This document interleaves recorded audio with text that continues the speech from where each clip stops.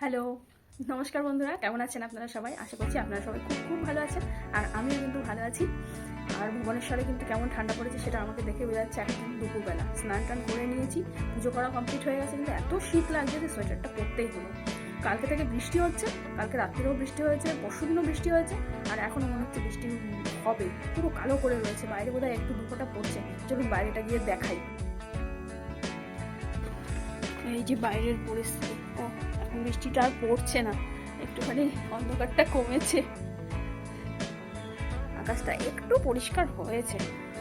যাকে বাবা, এই যখন ভুবনেশ্বরে এত গরম পড়ে তখন কোথায় যায় এই এত সুন্দর আকাশ, এই এত সুন্দর মাঝে মাঝে এক পশলা বৃষ্টি হয়ে যাওয়া, এই ওয়েদারটা তো তখন থাকতে পারে। তখন কি এরা অন্য জায়গায় হাওয়া খেতে যায় আমাদের হাওয়া দেওয়ার বদলে? ভগবানই জানে সেটা। তো যাই হোক, খামখেয়ালির নতুন ভ্লগে আপনাদের সবাইকে স্বাগত জানাচ্ছি। আজকের একটা রেসিপি বানাবো। আমার বন্ধু আমাকে কিছু কুল দিয়েছিল, তো ও রেখেছে, অনেক দিন হয়েছে কুলগুলো। আমি তো মাঝখানে বাড়ি চলে গেছিলাম, আর এখানে রোদ্দুরটা হচ্ছে না ভালো করে, তো কুলগুলো ও খানিকটা রোদে দিয়েছিল, আর তারপরে আমাকে দিয়েছে। এবার আমাকে দেওয়ার পরে সে অর্ধেকটাই তার মধ্যে পোকা পোকা বেরিয়ে গেছে, কারণ কি রোদটা ভালো পাইনি তো। আর এই তো ওয়েদারের অবস্থা দেখতে পাচ্ছেন, দুপুরবেলা এই অবস্থা, রোদ নেই। রোদ দুদিন হয় আমাকে দিয়েছে, এবার আমি বার করেছি, ওটা থেকে বেছেও নিয়েছি কিছু। ওটা আর ভাবছি রেখে কী করবো, আচার বানিয়ে ফেলি। তো চলুন আচারের রেসিপি আপনাদের সঙ্গে শেয়ার করি, কুলের আচার। তো এই যে কুলগুলো, এখানে প্রায় 1 কিলো মতন কুল রয়েছে, আর আমি এই কুলগুলো কিন্তু সুন্দর করে এই যে বোটা একদম ছাড়িয়ে নিয়েছি। তো এই কুলগুলো আমি ধোবো না, যদি রোদ থাকতো তাহলে আমি কুলগুলো ধুয়ে একটু নুন হলুদ মাখিয়ে আর একবার শুকিয়ে নিতাম কিন্তু রোদ্দুরে। আর এই কুল যদি এখন আমি ধুই তাহলে সেই আচারটা কিন্তু আমি বেশি দিন রাখতে পারবো না। তো সেই জন্য আমি একটা বুদ্ধি অ্যাপ্লাই করেছি। সেটা কি না, এই এরকম একটা ভেজা ন্যাকড়া নিয়েছি, তারপর সেটা দিয়ে আমি কুলগুলোকে ভালো করে এরকম সুন্দর সুন্দর করে করে মুছে নেবো। মুছে নিলে আমার কুলটা পরিষ্কার হয়ে যাবে, আর ভেজানো হলো না। তারপরে আমি আচারটা কিন্তু অনেকদিন রেখে খেতে পারবো। তো সেজন্য এরকম যদি আমার মতো পরিস্থিতিতে কেউ পড়ে তাহলে কিন্তু এই বুদ্ধিটা অ্যাপ্লাই করতে পারে। তাহলে আমি এগুলো আপাতত মুছে রেডি করে নিই, তারপরে যখন মেন আচারটা আসবো তখন আবার রেসিপিটা আবার শেয়ার করছি। ততক্ষণ আমার সঙ্গে থাকুন।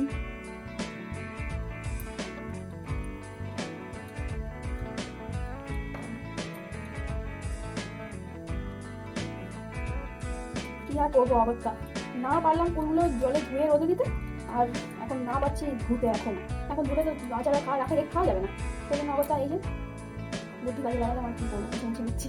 খুবই টাইম লাগছে, কিন্তু কিছু করার নেই, নয়তো কুলগুলো আরেকদিন রেখে দিলে আরও নষ্ট হয়ে যাবে।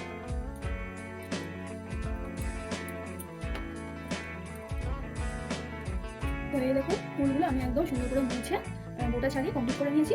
এবার আমি এই আচারের মশলাটা তৈরি করে নিই, চলুন। তো মশলা তৈরি করার জন্য আমি একটা ফ্রাই প্যান নিয়ে নিয়েছি। এগুলো যেহেতু ভাজা মশলা তৈরি করবো, তো এখানে দিয়ে দিচ্ছি প্রথমে এরকম গোটা ধনে। প্রায় 1 কিলো মতন ফুল রয়েছে, তো আমি এখানে গোটা ধনে 3 টেবিল চামচ দিয়ে দিচ্ছি। এটা একটুখানি নাড়াচাড়া করে গরম করে বাকি মশলাগুলো দিয়ে দেবো। এবার আমি এখানে ব্যবহার করছি মুড়ি ওরকম দিয়ে দিলাম 1 টেবিল চামচ আর 1/2 টেবিল চামচ। আমি দুটোকে একসঙ্গে মিশিয়ে ফ্লেমটা সিম করে ভাজতে হবে। আর আমি এখানে ব্যবহার করছি 1 টেবিল চামচের মতো জিরে।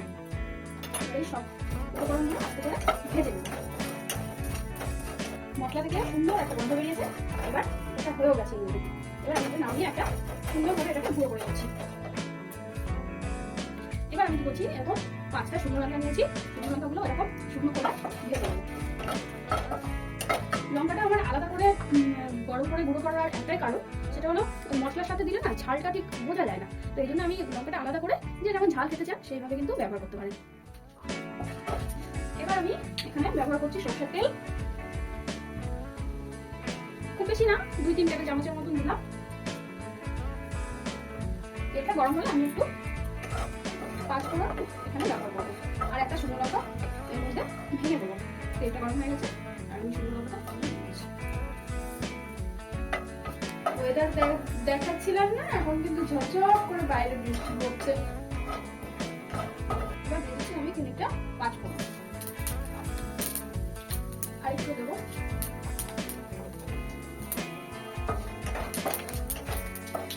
যে ফোড়নটা এখন গরম হয়ে আসবে একটু, তারপরে আমি কিন্তু ফুলগুলো ঢেলে দেবো।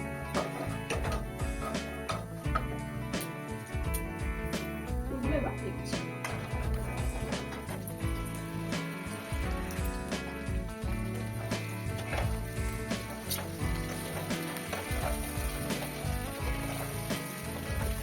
সামান্য একটু নাড়াচাড়া করে নিচ্ছি। এরপরে দিয়ে দেবো এর সঙ্গে গুড়, আখের গুড়।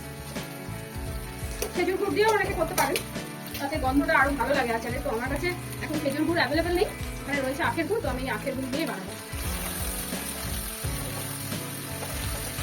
সেটা এর মধ্যে অ্যাড করে দিচ্ছি।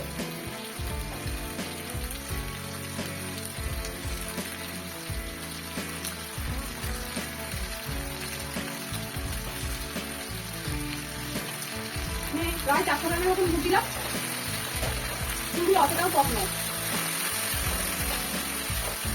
মিষ্টিটা আমি চেক করবো, নুন মিষ্টিটা, তারপরে আমি আবার ওর সঙ্গে অ্যাড করবো।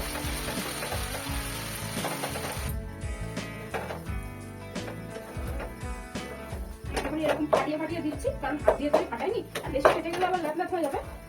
এই নাড়তে নাড়তে যতটুকুনি যা ফাটবে। এবার আমি এর মধ্যে লবণটা অ্যাড করে দিই।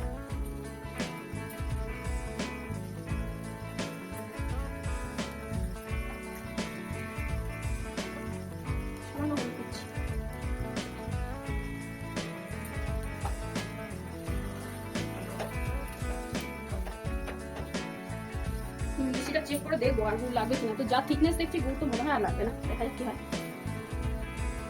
নুন মিষ্টি একদম পারফেক্ট আছে, আর কিছু লাগবে না। এবার আমি ঝালটা দিয়ে দিই। আমি যে লঙ্কাগুলো বেটে রেখেছি এরকম, হ্যাঁ, এগুলো এটা দিয়ে দিচ্ছি।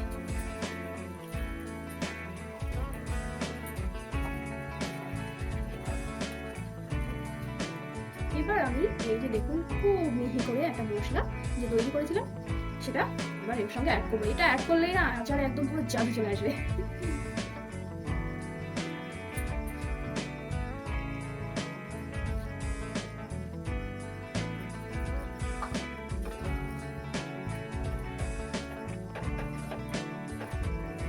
সুগন্ধ বেরিয়েছে একদম। মশলাটা দিয়ে দেওয়া হয়ে গেল, আমি কিন্তু এবার ফ্লেমটা বন্ধ করে দিলাম। যতটা মশলা বানিয়েছি পুরোটা মনে হয় না লাগবে।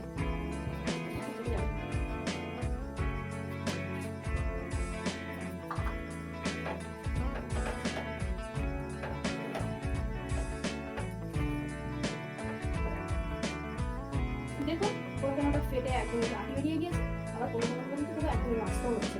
এইরকম হলে আচারটা ভালো লাগে খেতে। সবগুলো একদমই আস্ত থাকবে আর সব ভেঙে যাবে, তাহলে কিন্তু ভালো লাগবে না।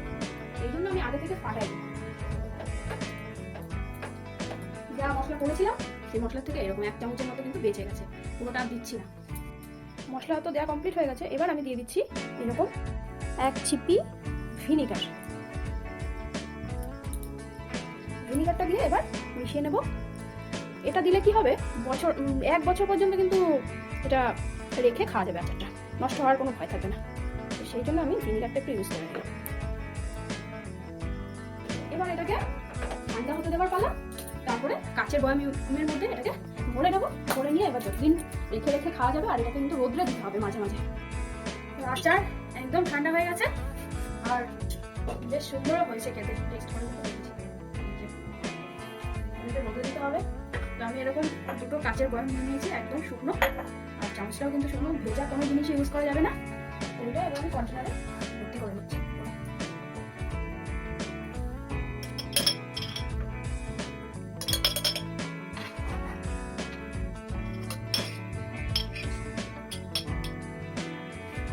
এইভাবে আমি বয়াম ভর্তি করে নিয়েছি। এবার 2-3 দিন পর পর রোদে দিতে হবে।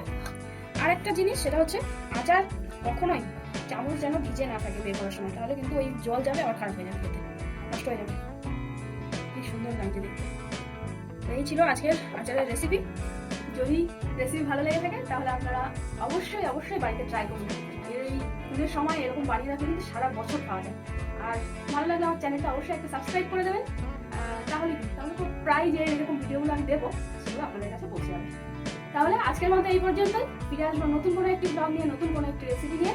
ততক্ষণের জন্য আপনারা সবাই সুস্থ থাকুন, ভালো থাকুন এবং অনেক অনেক অনেক আনন্দ পাচ্ছেন। Thank you for watching. Tata.